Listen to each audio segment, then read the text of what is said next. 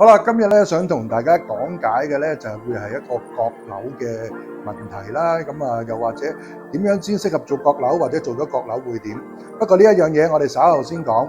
咁啊，帶大家睇呢個單位咧，都係一個一房單位嚟嘅。咁啊，亦都係啦，先交代咗咧就係一個開放式廚房，又係嗰句點樣可以擺到張餐台或者咩餐台適合用咧？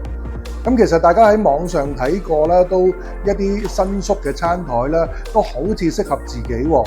其實要做一張新宿嘅餐台，我要將個餐台收埋喺個櫃入邊，個櫃係需要做到60cm 咁厚，我先收得埋一張摺疊嘅餐台嘅。咁變咗，如果有一個60cm 厚嘅櫃擺咗喺廳，又會唔會好壓迫呢？咁60cm 究竟係咩概念呢？就係你屋企嘅衣櫃，你屋企嘅衣櫃嘅厚度應該係全屋最厚嘅櫃嚟嘅。咁所以呢，一個咁大嘅櫃擺咗喺廳，會唔會好壓迫呢？今日同大家睇嘅呢一組櫃呢，我哋可以有一張新宿餐台之餘呢，融合咗落一個電視機嘅一個效果牆嘅一個儲物櫃嗰度。咁啊，點樣可以做到有餐台之餘，我收得埋，亦都整個感覺唔壓迫，亦都可以儲物。好啦，一開頭講過啦，我哋點樣可以做一個閣樓啦，或者做個閣樓究竟會係點啦？咁我哋入去房間睇睇啦。其實好多客人都問我我個單位適唔適合做閣樓啊？咁其實話俾大家聽啦，只要你個單位樓底有2.8米左右啦，咁我哋已經可以足夠做一個閣樓。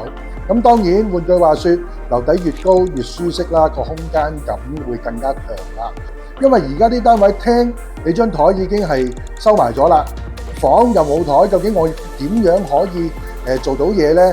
咁所以咧，好大部分嘅客人都會問我：咦，究竟我升高張床做一個閣樓嘅組合床得唔得呢？咁其實我哋騰出咗地面嘅空間，我哋可以做到一個衣櫃做一個書台。咁上邊閣樓上邊咧就係可以用嚟瞓覺休息啦。咁因為其實咧普遍嘅香港呢啲一房單位咧，大部分擺咗張床、擺個衣櫃之外咧，都做唔到一張書台。如果客人需要 work from home 啊，或者需要一張台去上網啊、工作的話咧，就冇辦法做得到。大家可以睇下啦，係可以做到嘅。咁而亦都可以增加到個儲物空間，騰出嚟嘅地面空間，亦都可以更加做一張舒適嘅書台。大家可以參考下，又或者你嘅單位究竟做唔做到呢樣嘢，做唔做到呢個閣樓嘅組合床，都可以打嚟問我哋㗎。